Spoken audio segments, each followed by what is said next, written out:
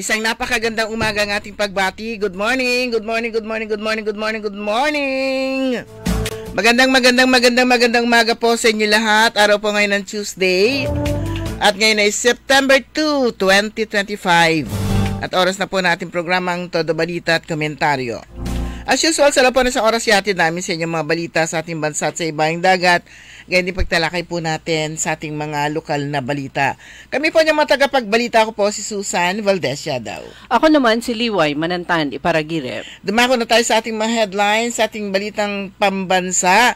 Dison pinag-design mga DPWH Executive. Todo Balita. Commission on Audit sinimulan audit sa flood control projects. Todo Balita. Party list system dapat iretoke ayon sa COMELEC Chief. Todo Balita. Senator Raffy Tulfo sinita korupsyon sa accreditation unit ng Customs. Todo Balita. Balita sa ibayong dagat, Indonesia nagbabala laban sa mga kawatang demonstrador.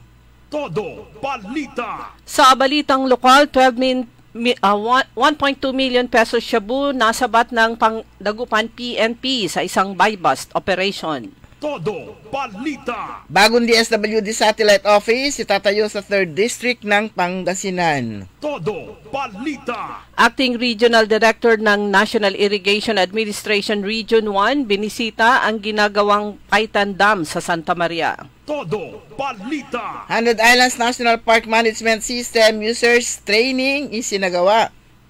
Todo Balita. Sa balitang pampalakasan, Iyala umangat uli sa 70th sa Women's Tennis Association. Todo Balita. At ngayon sa detalye ng ating mga balita,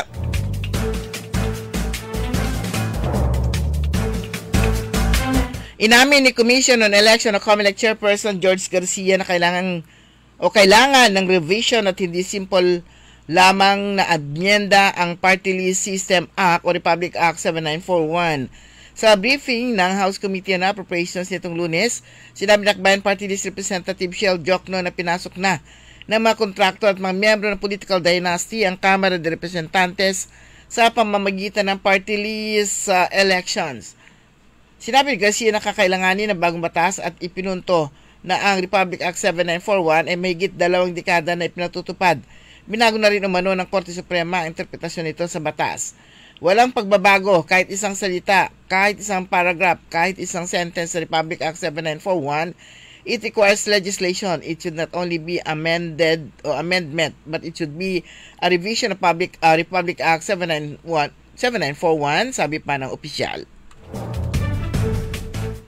Inatasan ng Commission on Audit ang Performance Audit Office na magsagawa ng masusing pagsusuri sa flood control projects ng pamahalaan. Ito ay matapos ang patuloy na pagbaha sa Metro Manila at mga kalapit probinsya.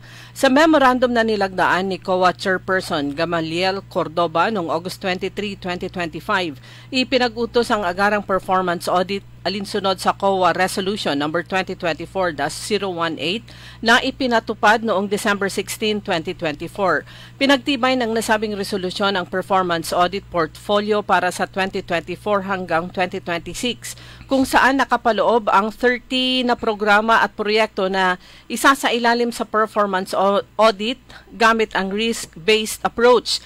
Isa sa mga pangunahing saklaw ng PAP ay ang Flood Risk Management and Resiliency Program.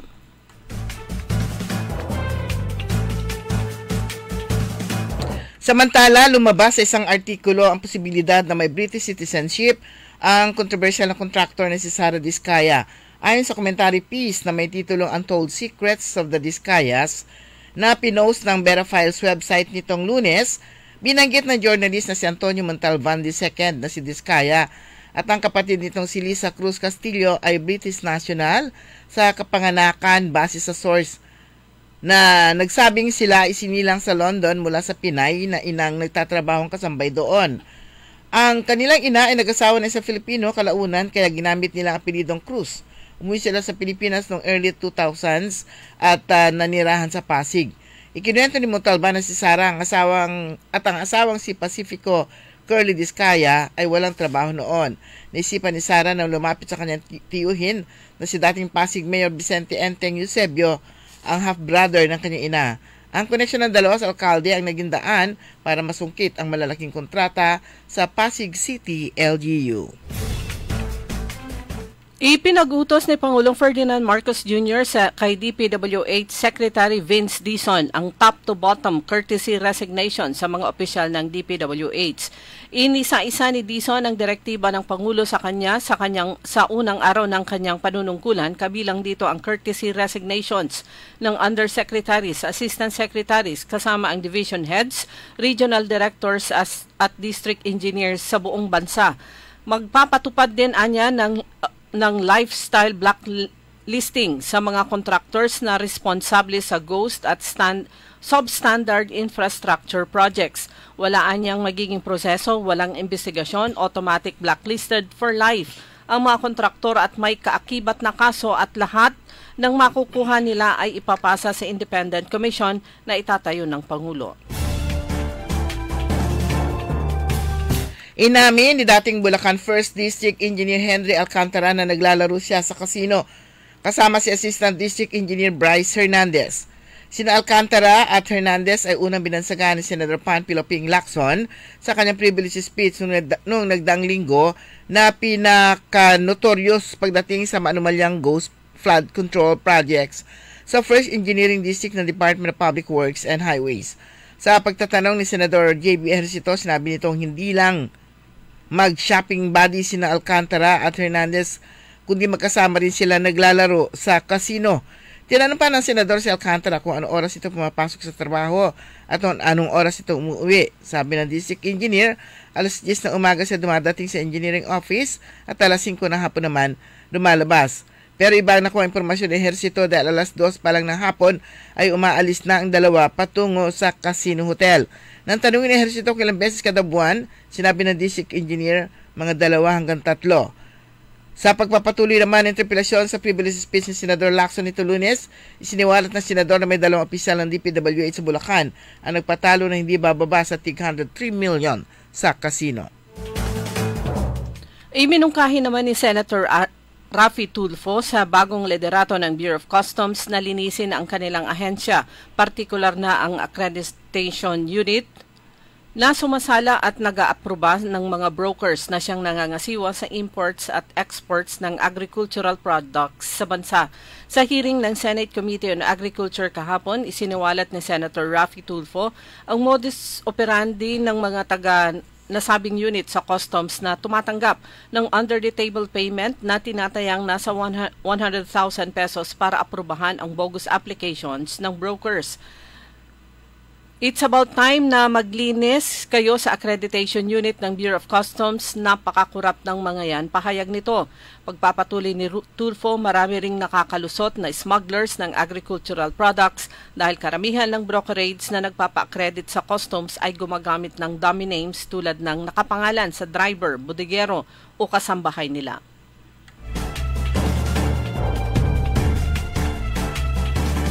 Sa iba pa natin mga balita, inaasahan ng Pag-asa na 2 hanggang 4 na bagyo ang maaaring mabuo at pumasok sa Philippine Area of Responsibility ngayong Setyembre. Ayon sa ahensya, posibleng tumama ang mga ito sa extreme Northern Luzon at Southern Luzon.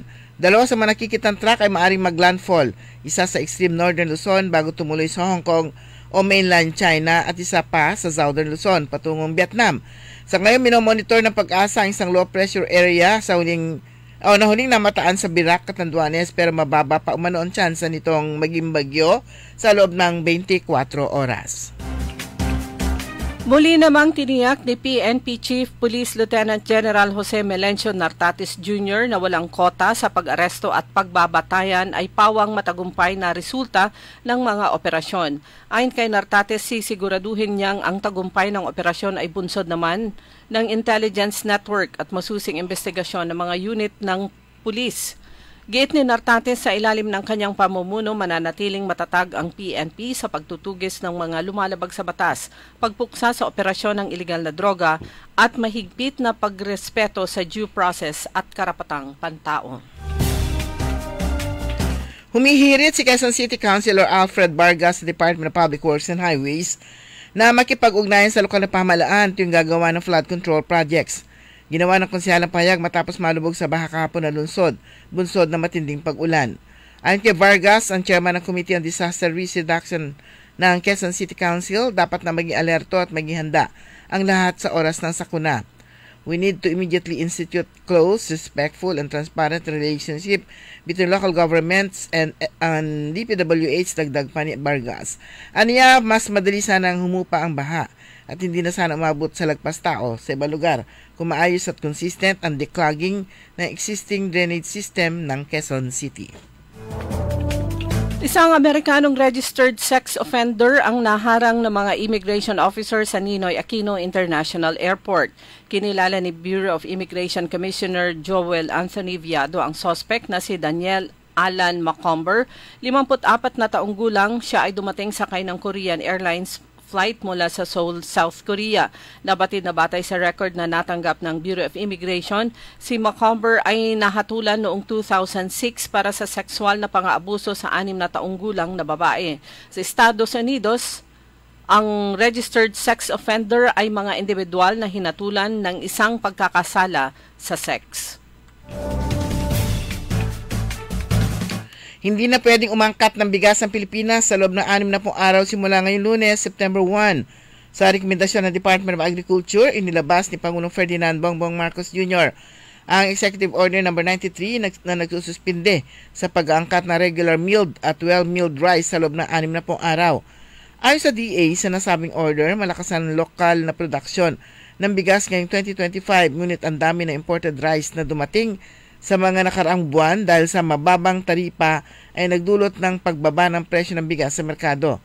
Itinatag ang suspension sa peak harvest season mula September 1 hanggang October 30 upang mas mapakinabangan ng lokal na merkado ang ani ng mga magsasaka, mapatatag ang presyo ng bigas at matulungan ng mga magsasaka na maibenta ang kanilang palay sa makatwirang halaga. Kinumpirma naman na ng National Police Commission o NAPOLCOM and Bank ang pagtatalaga at balasahan ng mga police commissioned officers sa vital third-level position sa Philippine National Police. Ayon sa NAPOLCOM, ang pagtatalaga ng mga elected officials ng PNP ay upang higit na mapahusay ang pagkakaloob ng serbisyo ng kapulisan sa mamamayan. Sa ilalim ng bagong adopted resolution, ang mga apektado na hakbang ay kabilang sina Police Lieutenant General Bernard Banac, Acting Deputy Chief for Administration, Police Major General Robert Alexander Morico II, Acting Director ng Criminal Investigation and Detection Group. Kasama rin si Police Brigadier General Christopher Abrahano, ang Officer in Charge, Commander ng APC Visayas.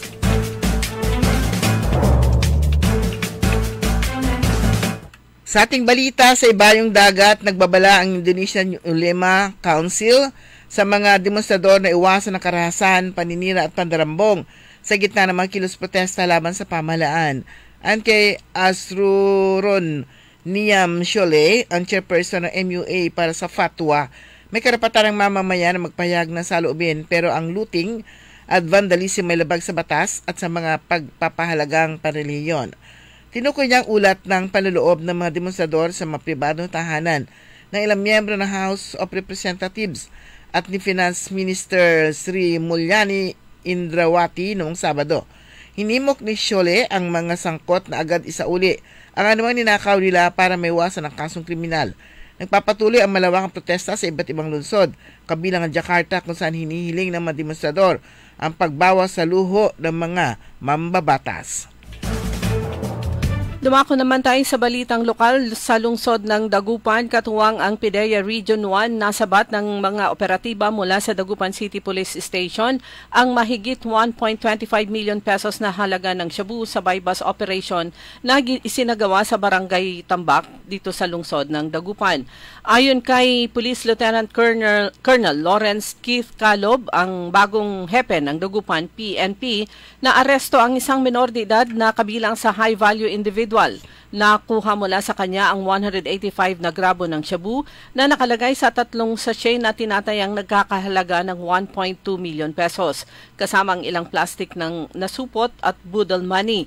Ayon sa otoridad o ayon sa PNP Dagupan, susundin ang kaukulang proseso at pag-aaralan ng posibilidad na rehabilitasyon upang mailayo ang kabataan sa iligal na droga. Magkakaroon ng bagong satellite office ng Department of Social Welfare and Development sa 3rd District ng Pangasinan. Layunin ang pagbubukas ng opisina na mapabilis ang pagbibigay ng tulong sa mga mamamayan at hindi na kailangan bumiyahe pa ng malayo para makuha ang kanilang benepisyo. Ayon kay Congresswoman Rachel Arenas, malaking ginhawa ang may dudulot ng satellite office dahil mas mapapalapit ng serbisyo ng pamahalaan sa mga nangangailangan. Kabilang dito ang mas mabilis na pagproseso ng financial assistance lalo na para sa mga estudyanteng benepisyaryo ng Educational Assistance Program ng DSWD. Nag-usap na sina Congresswoman Arenas at DSWD Secretary Rex Gatchalian kaugnay nito sa isinagawang budget hearing kamakailan sa Kongreso. Laglabas ng paalala ang Philippine Veterans Affairs Office o PVAO Pangasinan Office para naman sa lahat ng PVAO pensioners na merong birth month na September, February at March na dapat sila ay magsagawa ng updating ngayong September 2025. Ito ay upang hindi maantala o kaya matigil ang kanilang pensyon. Hindi pinapagayagan ang advance updating, samantala tanging ang mga nabanggit na birth months, ito ay September, February at March, lamang ang maaring mag-update sa buwan na ito, buwan ng Setyembre.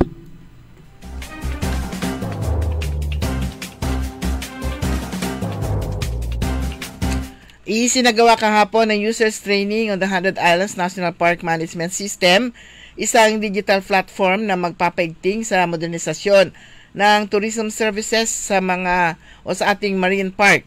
Muli namang pinabot ni Mayor Arthur Brian Celeste sa pamamagitan ni City Councilor Apple Joy Tolentino ang taus-pusong pasasalamat ng pamahalang lungsod sa Pangasinan State University sa pagbuo ng HINPMS at sa Department of Science and Technology Region 1 na nagpondo nito sa ilalim ng kanilang flagship initiative na Smart and Sustainable Communities Program na nagbigay suporta sa mga LGUs gamit ng science, technology, and innovation upang mas mapahusay ang paghatid ng serbisyo, mapabuti ang sistema ng pamamahala at may taguyod ang sustainable development. Nagbigay rin ng mensahe ng suporta ng pasalamat sina Sir Miguel Sison ng Tourism Office at Acting Tourism Officer Rosalie Aruelo.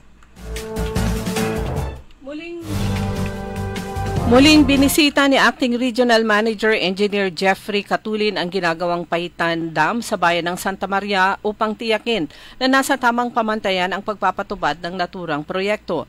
Ang nasabing inspeksyon ay bahagi ng patuloy na pagtutok ng pamunuan upang masiguro ang kalidad at mabilis na pag-usad ng konstruksyon. Tiniyak ni Engineer Catulin na nasusunod ang tamang proseso sa disenyo at sa paggawa upang matiyak ang magiging ligtas, matibay at pakinabang ang nasabing proyekto.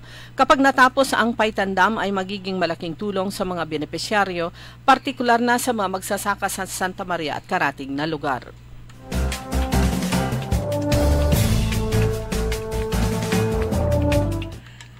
Unti-unti na nagbubunga ang mga malalaki at kakaibang proyekto ni Mayor Nina Jose Quiambao at Dr. Cesar Quiambao sa larangan ng turismo. Ang Tourism Promotions Board Philippines ng Department of Tourism ay nag-tour sa St. Vincent Ferrer Prayer Park at Bayambang Municipal Museum kahapon o noong Agosto 29 bilang panghuling destinasyon ng kanilang Domestic Tourism Invitational Program para sa Ilocos Region. Ang programa ay isang familiarization tour na nagdadala ng iba't ibang tour operators at travel agents upang maranasan ang isang kakaibang cultural tour sa Ilocos Region kabilang probinsya ng Pangasinan at ibenta ang naturang tour sa mga turista. Ang familiarization tour ay nag-umpisa sa mga bayan ng Ilocos Norte at mga bayan ng Bayambang at ang bayan ng Bayambang ang panguling stop ng nasabing biyaheng pang-turismo. Natanggap naman ng 43 civil society organizations mula sa iba't ibang sektor sa bayan ng Posurubio ang kanilang CSO Resolution at Certificate of Accreditation na iginawad ni Mayor Kelvin Chan. Sa pagtutulungan ni CSO Desk Officer Designate, Sangguniang Secretary at DILG Officer sa pagsasaayos ng kanilang mga kinakailangan at pagproseso ng kanilang akreditasyon at ay umabot sa Tatlo ang aktibong makikibahagi at tumulong sa pagplano sa pagbibigay ng serbisyo sa nasabing bayan. Samantala sa bukas, September 3, magaganap ang pagpili ng mga magiging kinatawan ng local special bodies ng pamahalaang bayan ng Posurubio na makakasama ng lokal sa pagbuo, pagplano at mag-monitor sa mga programang ikauunlad ng kanilang bayan. Opisyal na nagtapos ang makasisayang 100 Islands Film Festival 2025 sa isang awards night na puno ng emosyon at paghanga.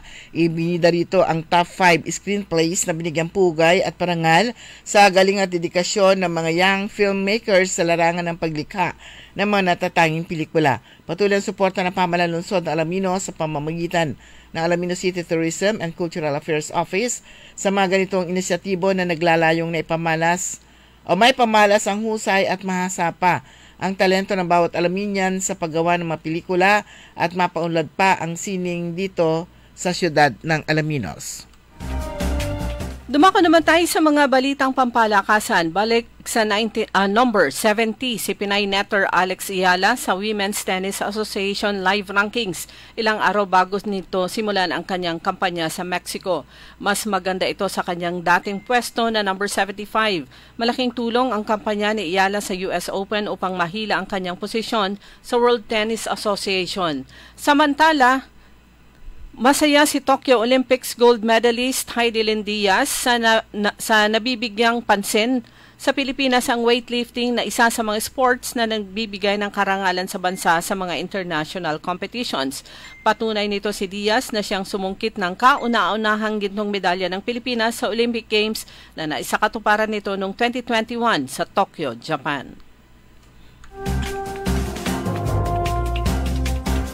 Sumayon ang kabuuan ng ating newscast sa ating Todo Balita Komentaryo. Ang pong tagapagbalita kami po, yung mga tagapagbalita ko po, si Susan Valdesya daw. Ako naman si Liway Manantan Iparagire. Kantabay natin sa technical side si Kaeli Garcia. Oras po natin, ganap na alas 5:26. DWIZ. Ang balitang ito ay inihatid sa inyo ng Bingo Plus. Download Bingo Plus app now on Google Play and Apple App Store for a chance to win up to 935 million pesos jackpot prize. Visit bingoplus.com to learn more. With Bingo Plus, bingo sa saya plus sa panalo. Gaming is for 21 years old and above only. Game responsibly. Keep it fun. Magandang araw po sa ating lahat, sa ating mga bisita. Inaanyayahan ko po kayo sa aming lungsod ng Alaminos para po mabisita at ma-experience ang ating mas pinagandang 100 Islands. Marami na pong pagbabago sa ating mga isla at sana makita namin kayo dito sa aming lungsod para po makapag-swimming, makapag-enjoy kasama ang inyong barkada at ang inyong pamilya. Tara na! Dito sa Alaminos City para sa ating 100 Islands. Ang patuloy na pagpapaganda sa 100 Islands National Park at lungsod ng Alaminos ay pinangungunahan ni Mayor Art Brian Celeste. High blood, salot, milyong-milyong katao na ang namamatay sanhi nito. Kaibigan, baka ikaw na ang susunod. Ni Mrs. Flor de Lisa Barbosa, ti Rosario, Santiago City. Agtawenak ti 63. Manungatawan nga aglutluto ako, tada karindiriyak. Mariknak agpipikal, ti imimak iso nga nanggagak ti radyo, dati agas nga pao di arko. Pinadas ko, mayat ti epekto na. Duti food supplement nga napadpadasa ko, awan ti epekto na. Dato'y pao di arko, idi nagtumarak, manungal daw lang, han nga agpipikal ti imakon. Awisen kay nga mangpadas, tapno maikatmat, dagita rik-rik na inyo, saksakitin nyo. Kaya kaibigan, buhay mo'y ingatan. Mag-Aldrich Pau di Arco Herbal Capsule na para kalusugan mo ay garantisado. Hoy mga suki, hanap nyo ba ay mga murang bilihin, malinis at sariwang pagkain sa pang-araw-araw at handaan tuwing may okasyon? May suggestion kami sa iyo. Tayo na sa Macador Market na kung saan inyong mabibili ang mga mura, sariwa, malinis at ligtas na bilihin tulad ng karne ng baboy at baka, manok, isda, gulay at iba-ibang sangkap sa pagkain.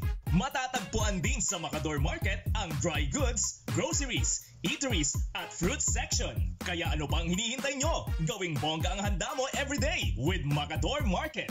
Macador Market is open from 4 a.m. to 8 p.m. Visit us at Macador Market, Galvan Street at Zamora Street sa downtown Dagupan City.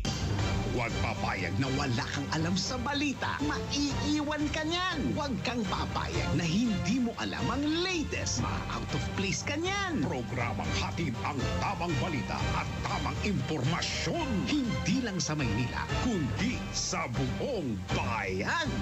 Ronda Pilipinas. Pinakabago at pinaka-updated na mga pangyayari. Ihahatid live.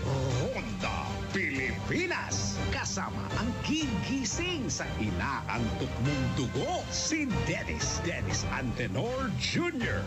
Ronda Pilipinas. Makinig sa buong Pilipinas sa DWIZ Manila hanggang saan mang sulong nationwide sa lahat ng DWIZ local stations sa buong bayan. Watch din ng live sa Aliw 23 at sa Facebook at YouTube ng DWIZ Ronda Pilipinas, Monday to Friday, 10 a.m.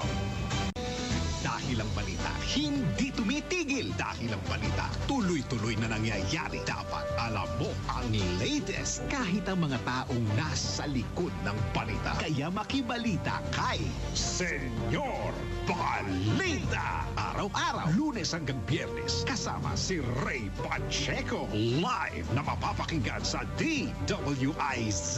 Panoorin ang live sa Aliw 23 at naka-live din sa DWIZ Facebook, YouTube at DWIZ News website. Kaya mga senyorito at mga senyorita, mga senyor, mga senyora, makibalita na kay Senyor Balita. Monday to Friday, alas 3 ng hapon. Bahagi pa rin ng DWIZ News Hapon Highlights. Nagbabalita ng tama, naglilingkod ng tama.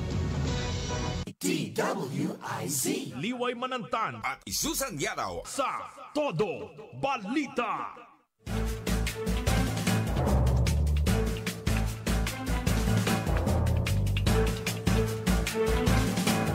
Oras po natin, ganap na alas 5:31. Welcome sa ikalawang bahagi na ating programang Todo Balita at Komentaryo. Siyempre po kami po yung mga tagapagbalita. Ako po si Susan Valdez Yadaw. Ako naman si Liway Manantan Iparagire. So ikalawang araw na po ng buwan ng Ber. So, oy, Kaeli, magsimula ka ng gumawa ng countdown natin. Aga, no? Para ganahan naman tayong mag-countdown ilang araw na lang before Christmas. Ayan. At syempre pag ganito ay umpisa na pong in demand. Hindi lang yung kanyang kanta, kundi siya mismo, si Jose Marichan.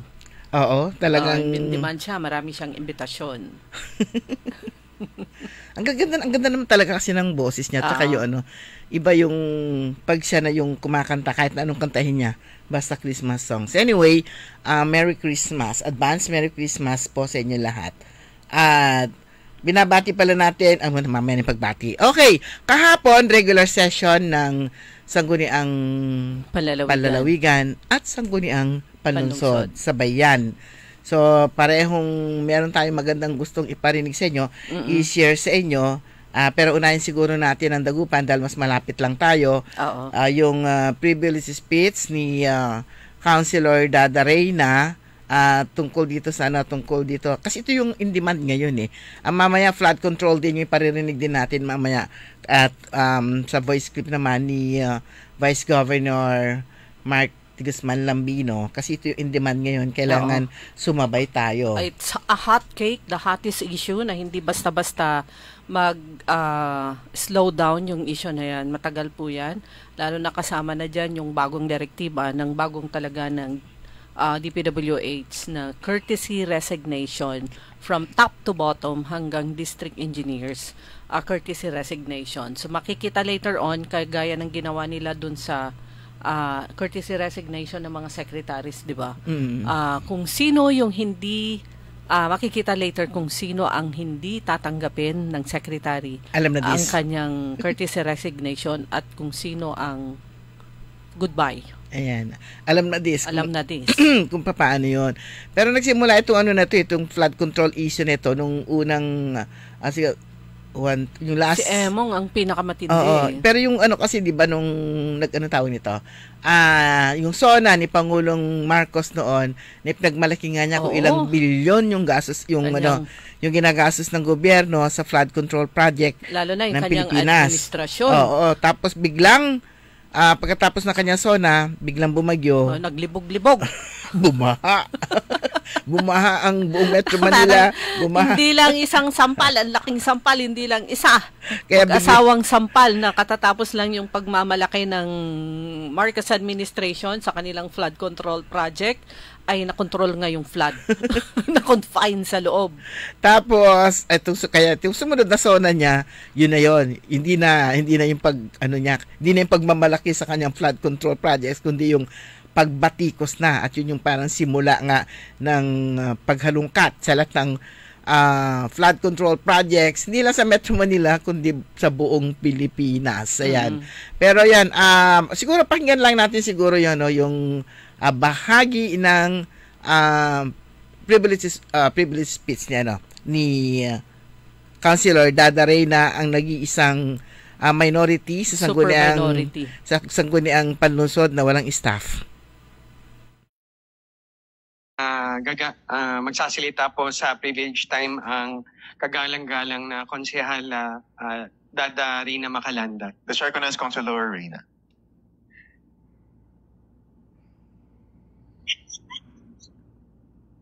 Okay. Magandang hapon po, Mr. Presiding Officer, at sa ating mga kasama po dito sa konseho. Magandang hapon po sa inyong lahat. Ngayong araw po ay gusto ko pong batiin at purihin syempre ang ating kasama dito sa sanggunian, si Councilor Joey Tamayo po, sa kanyang ipinasa or ipapasa. Naipasa na ba? Ay, hindi pa. Ipapasa na resolution na pahintulutan po ang ating City Legal Officer, Attorney Aurora Valle po, na magsampa po ng kaso laban po sa mga kontratistang nag-iwan o pinabayaan ang mga proyekto ng ating lungsod. So, wala yung taong papalakbakan natin mukhang nag-CR. Ayan. Ayan po, palakpakan po natin siya. Palakpakan naman dyan. Yan po, napanood ko po kasi na nag-conduct po ng committee hearing sa FB Live noong August 28, okay. Napanood ko kasi sa FB Live na nag-conduct siya ng committee hearing noong August 28. Kahit po bigla itong naputol, mukhang naputol siya eh. Pero para sa akin po, Ginoong Presiding Officer, ay ito po ay magandang senyales. Magandang senyales na handa po ang dagupan na imbestigahan at panagutan ang mga kontratistang involved. Ito po, alam po natin na sa balita, National TV po, paulit-ulit po natin naririnig ang issue ng katiwalaan po sa flood control projects sa buong bansa. Pero, mga kasama kong konsehal, wag na rin po tayong lumayo. Andito rin po ang dagupan na may problema po sa pagbabaha. Simula po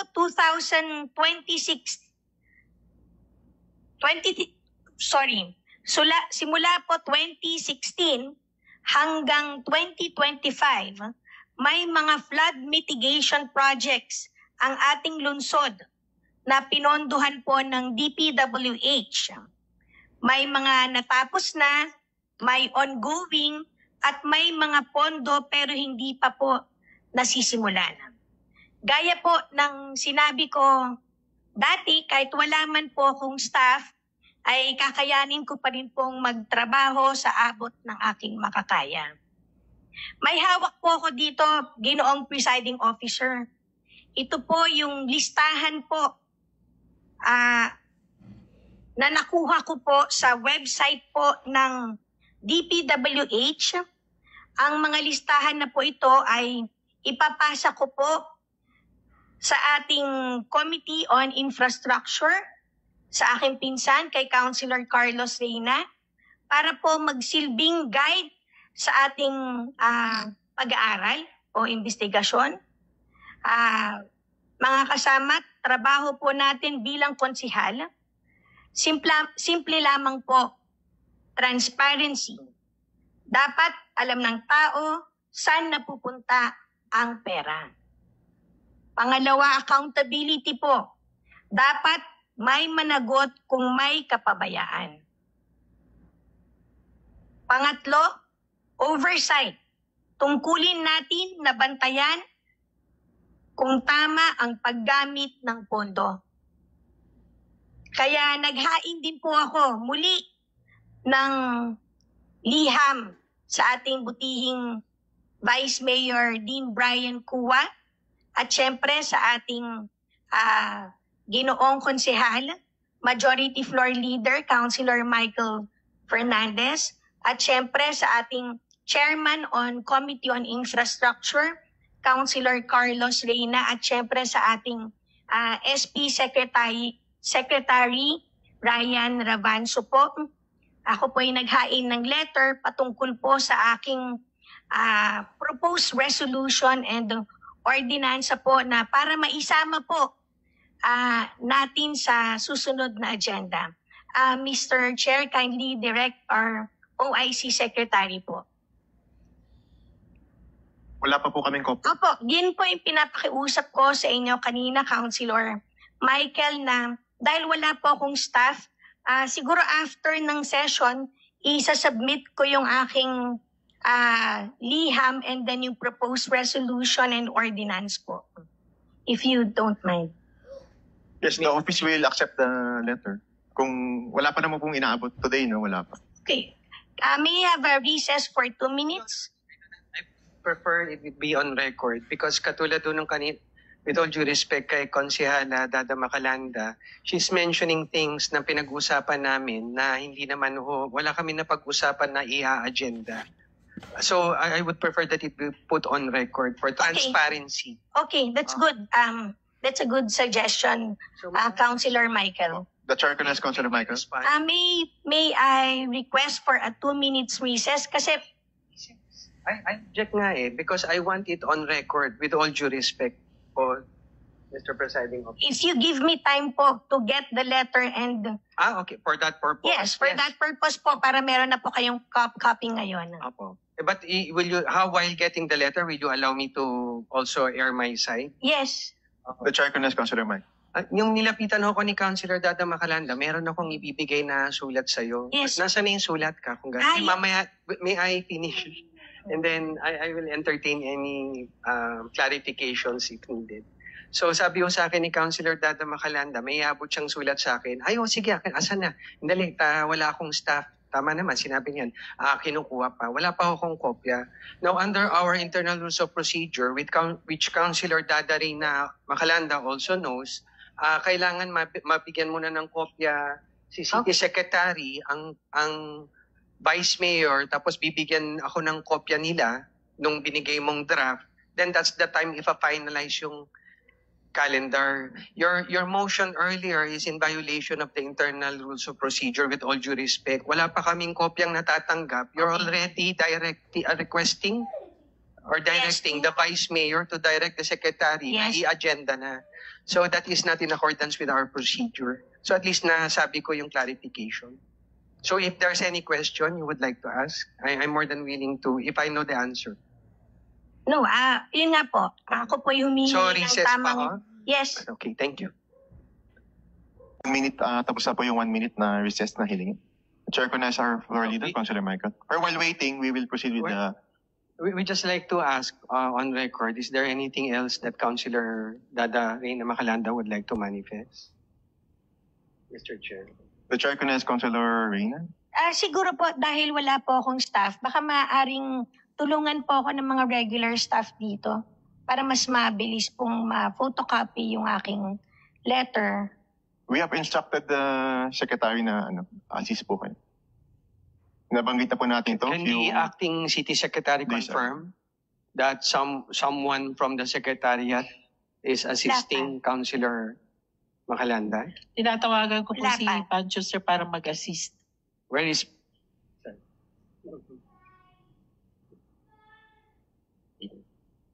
Okay. So kung may gusto pa hong sabihin ho si Councilor Dada Macalanda.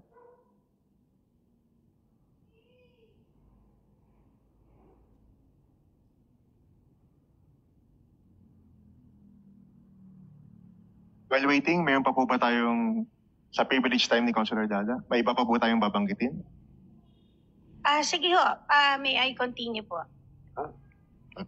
Okay po. At bilang po, pagpapatuloy ko po ang aking privilege time at bilang bahagi po ng aking commitment, gaya po ng sinabi ko, ako po ay nagpasa ng liham sa ating butihing Vice Mayor din Brian Cua, sa ating Majority Floor Leader, Councilor Michael Fernandez, sa ating Chairman on the Committee on Infrastructure, Councilor Carlos Reyna, and po sa ating Secretary Sir Ryan Ravanzo po.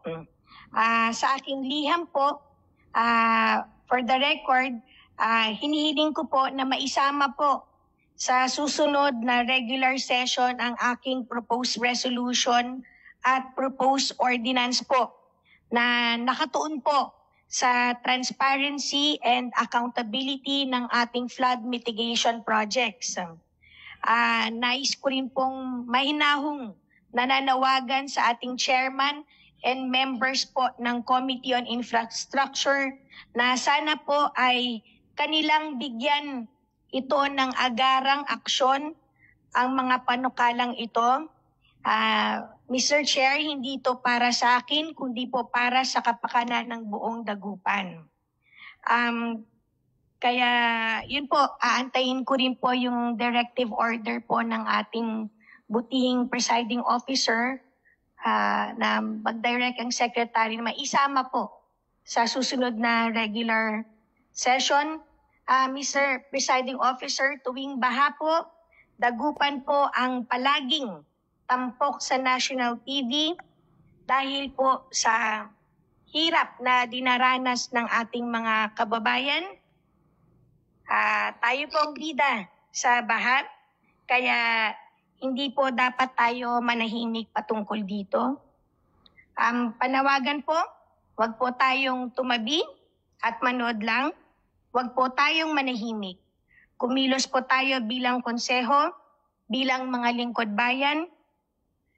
Dahil po para sa bawat pamilyang nalulubog sa baha, para sa bawat bata na hindi po nakakapasok dahil lubog ang kanilang kabahayan at kalsada, para po sa bawat negosyanteng nalulugi dahil palaging binabaha, karapatan po nila na malaman kung saan napupunta ang pera ng gobyerno.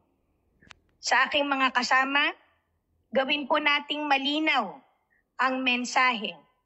Dagupan City deserves transparency, accountability, and fairness in every project. Yun lamang po. Maraming salamat po at mabuhay kayong lahat.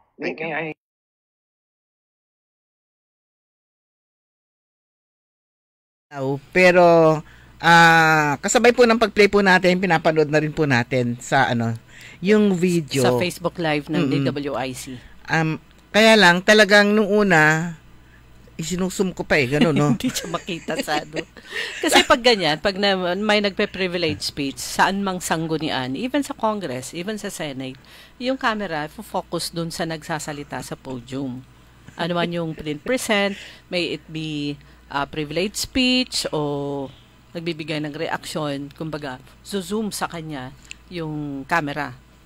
Ito talagang hindi mahagip ng isinusum camera. ko, tapos siguro taka muna kasi maliliit. Tapos unti-unti isinuzoom na nila para makuha sila lahat. Oops, kuha na sila lahat. Talagang in-slice pa rin siya. Talagang, alam po ninyo yung kung sino man yung cameraman dito. Pero syempre, hindi natin siya mabiblame. Utos yun sa kanya. Sumusunod lang siya sa trabaho niya. Yun yung unang-unang mapapansin dito sa privilege speech niya eh. Yung, hindi mo siya mahanap. Noong una sabi ko kasi maliit eh. Talagang kailangan mo siya hanapin. So talagang... Kung hindi hagip nung height nung camera. Oo, yung pala talagang hindi siya, kasi ando na sila lahat eh. Pero siya naririnig mo lang yung kanyang boses. Pero sabi naman niya masanay na kayo. Anyway, sabi niya, masanay na kayong marinig yung golden voice ko. Malinaw naman. Tama naman. Alinaw naman ang kanyang pahayag. At saka dinig na dinig din. Kasi nga, paano nga naman siyang gagalaw? Wala siyang staff. Ayun. So, makikita po natin yung mga comment ng mga tao, ng mga doon sa na yung video na yon. Dapat kasi nga bigyan na niyo na nga ng staff kasi deserve. Isa lang. At rights niya yon bilang nanalo at binoto naming councilor. Parang ganyan. Isa pa sabi, di naman nila pera yung ipasasahod sa mga staff na yan eh. Na nire-request nyo kundi pera namin yan na taxpayer. Pera ng taong bayan. Parang ganon. Nahanap yung letter. Imbis na staff na yung mag-abot, siya pa yung mag-ask ng 2-minute recess para kunin yung sulat, sinasabi yung sulat niya, tapos iaabot sa secretariat o kaya sa sa presiding officer. Samantalang kung may staff, mabilis na lang yan. Naka-ready na. Naka-ready na. Tapos yung 2-minute recess na hiniling niya, naubos pa yung 1 minute na nagamit ni Councilor Michael. Oo. Tapos yun nga, tama na yung sabi mo kasi privilege time niya yun. Hour niya yun eh. Sa kanya yun, wag muna kayong sumiksik kasi sabi niya, in violation of yung kanyang ginawa. Kaya niya, hindi kaya, tanong lang, hindi kaya violation din yun na pinasok niya yung privilege time ni Councilor Dada? Diba? After ng privilege hour o privilege time ng isang councilor o kaya isang board member, pagsasangko ng palalawigan, kung sino man yung gustong magtanong, humihingi sila ng permiso. Mr. Chairman, pwedeng mag-interpolate. Nasa ngayon? Nasa nagbigay ng privilege speech kung gusto niyang sumagot o hindi. O ma-interpolate o hindi. Kaya lang yun, humingi siya ng 2-minute recess para lang kunin yung sulat niya at maiabot niya. Oo, at ginamit niya. At nagkaroon na ng question. At tapos pagkatapos niya, if you have question, I will answer. Kung kaya ko, nabaligtad. Bakit siya yung tatanungin? Parang siya yung nag-privilege. Naku man si Councilor, talino-talino mo. Pero kung minsan napapansin din namin, sumasablay ka din. Yan po ang ating si Councilor Dada Reyna Macalanda. Nag-iisa man na minority na nakapasok. Babaeng ang liit. Maliit man, hindi man siya mahagip ng level ng camera. Pero ang boses... At talagang iniiwas yung camera sa kanya. Pero akala ko nga nakazoom siya eh. Bakit boses lang? Pero malakas at maliwanag na naririnig yung kanyang boses at kung ano man yung kanyang mensahe. Yung sabi sa kanya noon, tumabi ka na lang at manood ka na lang. Sabi niya, hindi tayo dapat tumabi at hindi tayo dapat manood lang. Actually, isa lang yung boses na halos naririnig na natin ngayon eh. Kaya deserve nyo talaga, yung mga nandyan nga, membro nga ng Silent Committee, may ang dami-dami nilang staff. Bakit isa na lang? Si Pancho na lang. Sino ba si Pancho? Regular staff siya. Regular. Kaya nga, ipahiram na kasi narinig ko, Pancho, kanto yan. Tulungan mo si ipahiram nyo ng regular na sa kanya, i-detail nyo na, o kahit si Pancho na lang. O diba? Good morning, Pancho. Ayan. Ito po yung mainit na usapin po ngayon sa buong Pilipinas. Sa Dagupan, hindi nga po may tatatwayan na dapat talagang tignan. Kasi nga po, eto nga, bidang-bida nga po ang bidang-bida nga ang Dagupan. Sabi nga niya, sa national TV, at talaga national issue siya. Kasi nga, ting umuulan, tayo lagi ang may pinaka maraming baha. So, syempre, meron ng mga kung ano man yung mga projects dyan. At si naman pala yung nag-initiate si Councilor Joey Tamayo. Kaya nga sabi ni Councilor Dada Reyna, pumalakpak naman tayo kanto ngaling ka po yung tipak. Bawal. Tapos ma-identify ka. Tapos inulit pa niyan, hindi palakpakan si Councilor Joey Tamayo ang pinapapalakpakan. Ayaw nilang pumalakpak. Ewan ko, wala akong narinig na palakpak eh. Nung pangatlo na palakpakan natin kanto, meron akong narinig na konting ewan ko kung palakpak yun, kalabog. Kasi Hindi mo nga makita pati, siyempre hindi mo rin makita yung facial expression ni Councilor Dada. Oo, kasi wala siya sa camera. Oo, wala siya sa camera. Kaya umaasa na rin siya. Ayaw rin naman niyang maglagay na ng cameraman kasi binubuli. Parang binubuli. Pinipicturean nila yung kanyang cameraman. So parang kaya hindi na lang, sige. So parang na lang talaga siya, one-woman show. Yan, talagang siya na lahat. Sabi niya, siya na yung prepare ng kanyang privilege speech, siya na rin yung lahat gumagawa. Siya na yung errand girl. Tapos yung oras niya, may yung para magawin ng staff niya, kailangan pa niya humingi ng recess. Para lang may bigay niya yung yung kailangan nila. Ay, Councilor Dada, talagang hanga kami sa'yo. Ayan. Yung akalain mong nag-iisa siya, magmumukhang kawawa. Pero, kaya niya. Ang galing. Hindi siya small but terrible. Small but terrific. Terrific, terrible, ando na lang sa kanya. Diyos Maria Josep, hindi ko kakayanin yun. ang hirap na. Pero, yun nga, si Councilor Dada kasi siyempre marami rin pinagdadaanan yan, personal life at So, mas lalo siyang pinatatatag ng ginagawa sa kanya dyan sa konseho. Mas lalo siyang tumitibay doon sa yung pagsubok na binibigay sa kanya. Kaya sige lang, para pa man yung darating na ibibigay nyo sa kanya, kayang-kaya niya na yan. Ayan. Okay, good morning po sa lahat nating mga listeners. Eto na, babawi na tayo. Good morning kay Marie at Nino dyan sa Lingayen, kay Chicora Aquino at Kuya Mar dyan naman sa Barangay Tubeng. At saka, eto muna, yung para sa mga consumer members ng Sinpelco, malapit na po yung September 10. Yan po ay next week, Wednesday. At September 17, parehong 2:00 ng hapon. Ang venue online through Microsoft Teams application. Ang magkakaroon po, pinapaalam ng pamunuan ng Sinpelco sa lahat ng kanyang nasasakupan, mga consumer members, na ang Energy Regulatory Commission magsasagawa ng public hearing via Microsoft Teams application. Ito po yung ERC case number 2025-118, RC Central Pangasinan Electric Cooperative and Masinloc Power Company Limited, joint application for the approval of the power supply agreement between Sinpelco and Masinloc Power Company Limited with motion for confidential treatment of information and motion for provisional authority or interim relief. Importante po na umattend kayo mga consumer members para alam nyo po kung ano po ito at kung ano yung mapapag-usapan po doon. Ayan. Good morning kay Ma'am Sunny Ray Torres ng ang finance head ng Chevy Dagupan. Good morning po sa inyo. Natin siya, isa sa mga taga-Kalasyaw, isa sa mga suki ng DWIC, isa sa mga maagang nagigising na kagaya ni na Grace Matro at saka ni Nanay Dading. Nanay Dading, good morning sa, po. Sa Tubeng.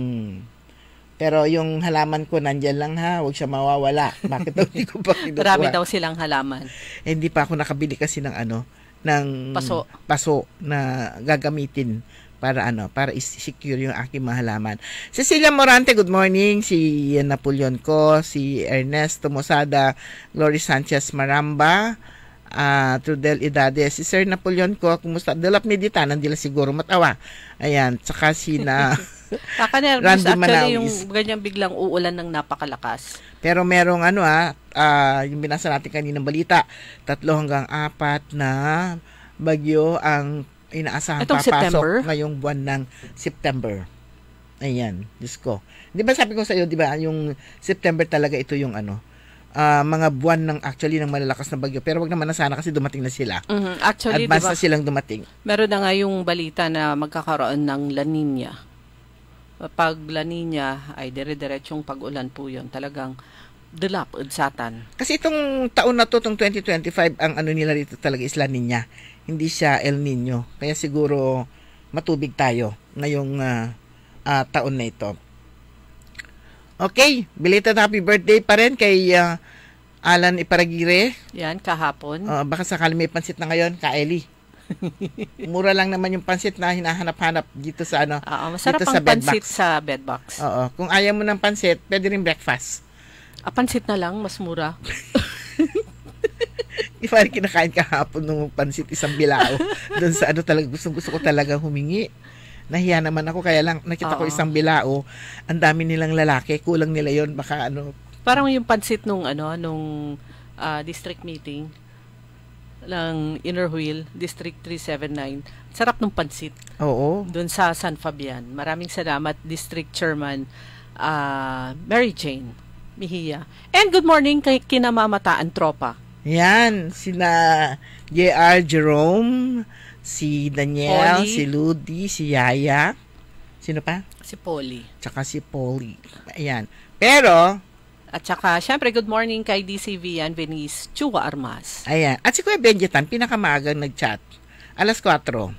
Madam Rosque, good morning. Kasi saan ka ngayon? Minsan past 5, 6:00 di man chat. Asan pala?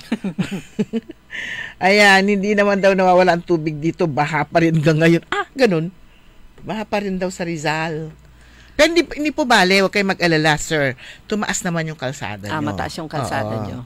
Yan, di ba? Good morning din sa lahat ng mga security guards dyan sa Dagupan City National High School, sa senior high at saka sa junior high. Ayan, pero mga kaibigan, 6:00 eksakto. Wala na po tayong sapat na oras. Nantabayan po ninyo, susunod agad.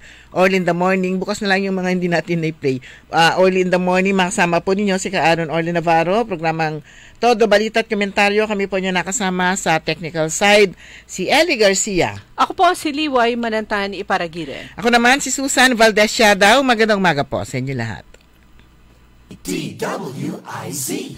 Sumainyo ang Todo Balita, Lunes hanggang Sabado dito sa DWIZ FM 89.3 News Radio Dagupan. Nagbabalita, naglilingkod sa lahat ng Pilipino. Aliw Broadcasting Corporation, noon hanggang ngayon.